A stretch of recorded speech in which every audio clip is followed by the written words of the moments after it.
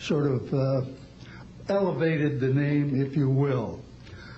During World War II, I was a young farm boy from West Virginia. I got the patriotic bug, joined the United States Army, ended up flying bombers in Europe, and ended the war transport in the Pacific.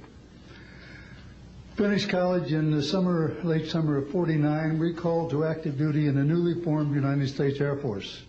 I was assigned to an organization called Office of Special Investigations. The Air Force, as most of you know, was formed in 1947. OSI, as a central investigative agency for the Air Force, was formed, I think, in 1948. So everything was relatively new. Needless to say, starting in '47, UFOs were rather new. The Air Force Intelligence, Air Technical Intelligence Center was at Wright-Patterson Air Force Base, and I had my office in a building adjacent to it. And our organization was the worldwide investigative agency for the Air Force for any unidentified flying objects. This lasted for about 2 years. The project name was known as Project Grudge. It was a predecessor to a project known as Blue Book, which Ed Ruppelt headed. During my experience with it, I would collect the data from, I didn't collect it, it was sent into my office. I analyzed it. As a pilot investigator, I was able to offer some bits of advice to the Air Technical Intelligence people. Now, you might visualize a massive office, but as I recall, we had a first lieutenant, a secretary, and a technical sergeant. That was the essence of Project Blue Book when it started, or Project Grudge. Blue Book, and expanded somewhat. During the review as an analyst of these various documentary reports, if you will, or documents, I became clearly convinced that there was substance to what was being reported, in that we had ground visual, ground radar, airborne visual, and airborne radar confirmation of some of these sightings. The individuals who made the sightings were everything from airline pilots, military pilots, police officers, some of the people that your lives depend upon on a daily basis. These are very reputable and credible people.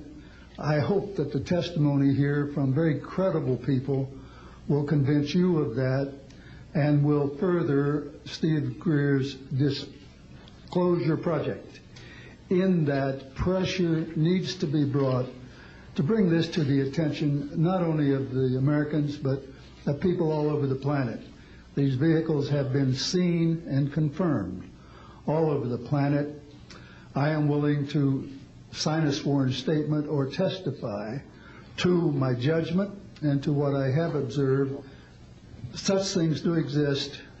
Please believe me. Please believe those who follow me. Thank you.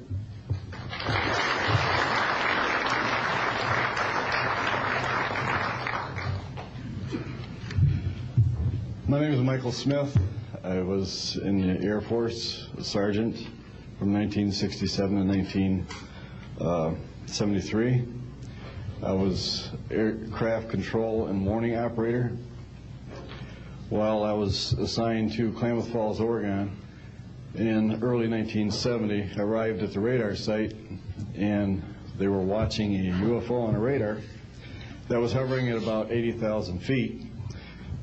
It sat there for about 10 minutes and then slowly descended until it dropped off the radar. It was gone for about 5-10 minutes, and then instantly reappeared at 80,000 feet, stationary. The next sweep of the radar, it was 200 miles away, stationary. It hovered there for about 10 minutes and redid the whole cycle twice more. When I found out what you normally do when you see a UFO, I was told that you notify NORAD, you don't necessarily write anything down, you don't write anything down, and you keep it to yourself. It's a need-to-know basis only. And NORAD one night called me about later in the year to let me know as a heads up that there was a UFO coming up the California coastline. I asked them what I should do about this. They said, nothing, don't write it down, it's just a heads up.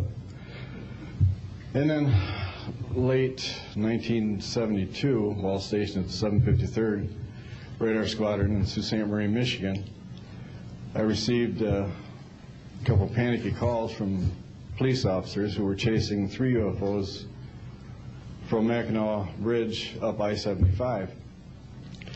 So I immediately checked the radar, confirmed that they were there, called NORAD, and they were concerned because they had 2 inbound B-52s going to Kinchlow Air Force Base. So they diverted them because they didn't want any proximity of the 2. And that night I answered many calls from the police department, sheriff's department and stuff. And my standard response was that there was nothing on radar. And I will testify to this under oath to a congressional hearing.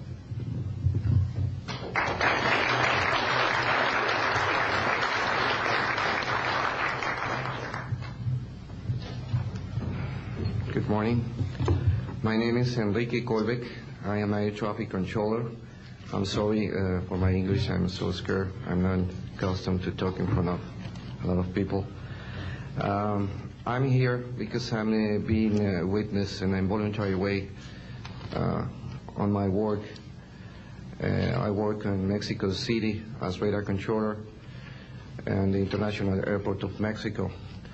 And I'm going to give an example about this sightings that we have in Mexico for several years, and this issue happens a lot of times in my country, unfortunately.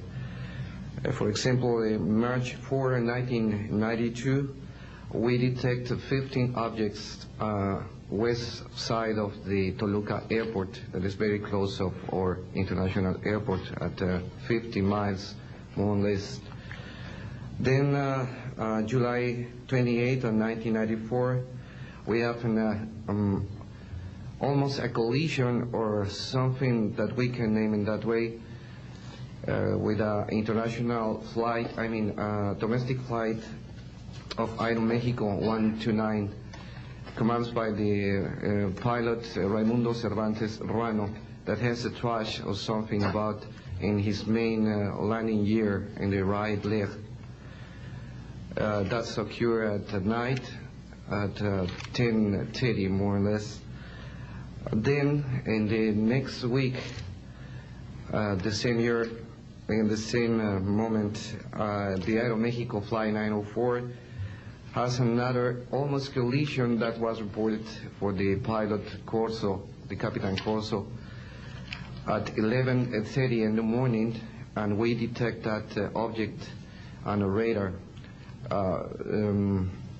suddenly, just for a moment. Then the next week we have a lot of sightings reported by the pilots that give us information about the weird traffic or something, bright lights and different times, and we detect some of them in that week.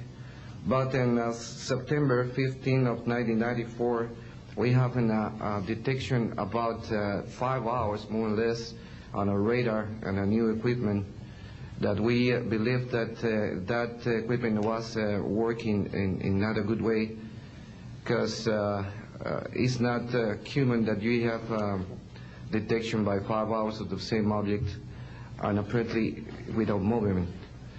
Well, we concur with the technical persons of radar in our country that the radar system was working well, and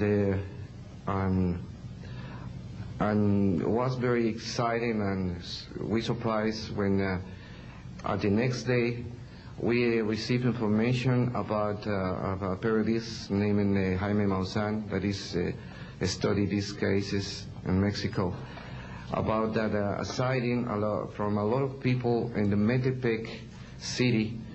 There is another point located southeast of the Toluca Airport, about a sighting of the big flying saucer, apparently 50 meters of diameter, then for a lot of people, and that led the traffic